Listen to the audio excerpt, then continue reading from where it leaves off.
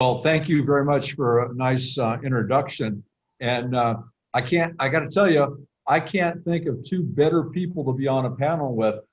Two of my favorite people, Senator McGuire and Supervisor Hopkins. And I think you probably know this, but I'm just so impressed with the two of them. I need to tell you, nobody works harder for you than those two. They do a real good job. So thank you. And Alicia, good to see you. Great speech. Thank you very much. I was surprised, though, to learn that you have gray hair. Um, I remember back when you didn't. Matter of fact, I remember back when both of us didn't. We've known each other since 1980. I think on your first election, I worked on your first election. I know you did. And I thank you for that, and I thank you for what you continue to do. And the only thing that I would add to what you said that undocumenteds cannot vote. But you know what they can do? They can speak up and register for the census. And that is incredibly important, because if we get an undercount, it's going to cost us money, and it could cost us representation in Washington, D.C. So make sure that everybody to participate in the census. So thank you all very much for having this. Thanks for inviting me. I think Bonnie said you wanted to hear from us where we are. I'm in Washington, D.C., so I'm here, and Congress is in session. As a matter of fact, they just called a vote. I'm going to have to break away in a minute here and go and vote. But we're working really hard on this COVID package that we want to pass. And you know what happened? We passed a bill that helps all Americans. Sent it to the Senate. Over 4 months it's been over there. McConnell refuses to take it up. Last week, I guess they were feeling desperate. They came up with their own bill. We did our bill, $3 trillion bill, and when they said that they weren't going to do anything, we dropped it to $2 trillion. We basically negotiated with ourselves, and still the Senate wouldn't do anything. And so they came up with this feeble bill last week that they couldn't even pass out of their house that was less than $1 trillion. And here's a dirty little secret that the Senate Republicans won't tell you. There was only $350 million of new money.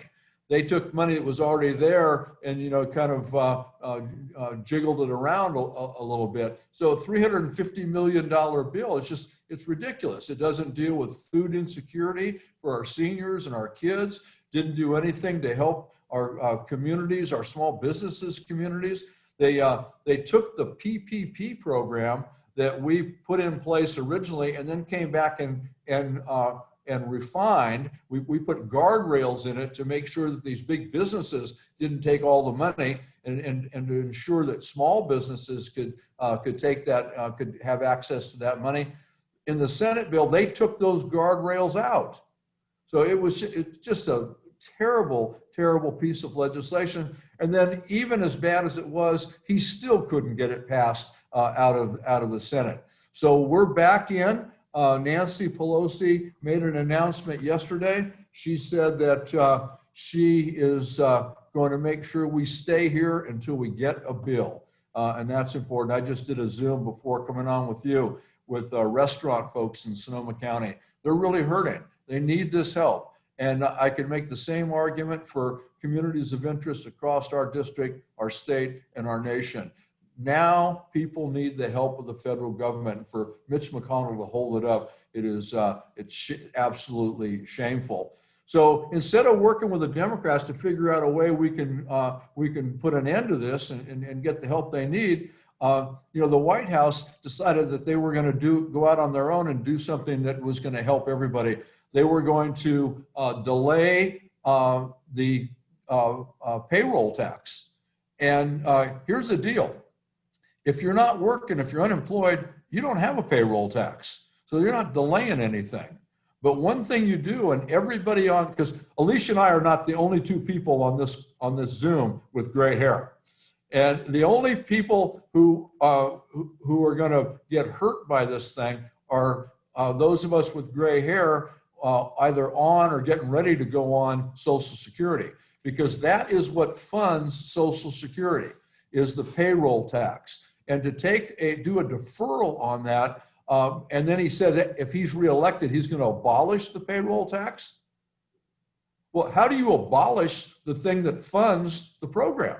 So what he's saying is he's going to abolish Social Security. So that isn't any help at all. That is an absolute hurt. And I want you to know that as long as I have a breath of life, I'm going to fight that. Social Security is an important program. Millions of people in our district and across the country depend on that. That provides the income security that people need in order to be able to live in some kind of dignity. It's incredibly important. I've already endorsed John Larson's bill, co-authored it to reverse what the president has done. And we need to speak out loudly that Social Security is our insurance program. We pay into that. It's our insurance program. And we need to make sure that it's alive and well for all of us and for future generations. And then one other issue, I'd be remiss if I didn't mention it, and that's the debacle in the U.S. Postal Service. We need to make sure that we hold this guy, DeJoy, the Postmaster General, responsible for what he's doing. And we need to make sure that we outfox him. He's trying to take away mailboxes and take away zip code sorting machines, put in rules and regulations that make it tough for people to get their mail on time and the mail to be delivered. They say that it's not causing any problems. Well, I got to tell you, senior citizens and veterans are the two largest groups that rely on the Postal Service for their medications. Now, I'm a veteran. I get cholesterol medication from the VA. My cholesterol prescription is 3 weeks late. 3 weeks late. Never been late before. So he can say all day that it's not having an effect. I think he's a liar. And we need to make sure that we outfox him. And you do that by making sure that as soon as you get your ballot, you fill it out. And if you can, drop it off someplace because we can't wait for any late night deliveries, or we're gonna find out that we're going to be short when it comes to the ballot box. So vote as soon as you can, and if you can, drop it off. If not, get it in the mail early enough to make sure that it gets in and gets counted.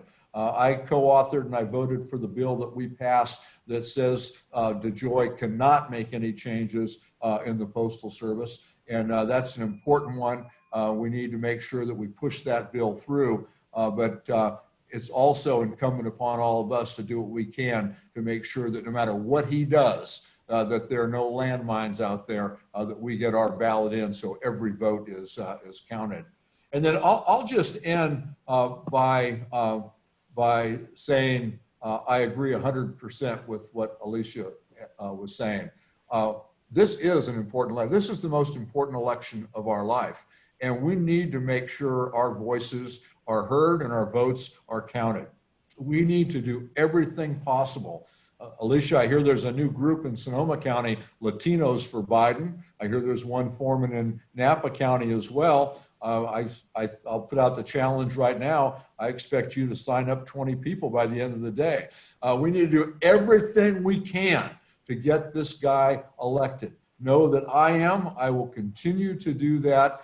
We need to retain our majority in the House. We need to flip the Senate, and we need to win the White House.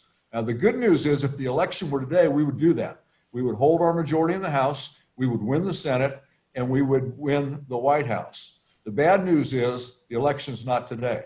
And they're going to pull out every dirty trick known to humankind between now and Election Day to try and get advantage. Alicia talked about voter suppression.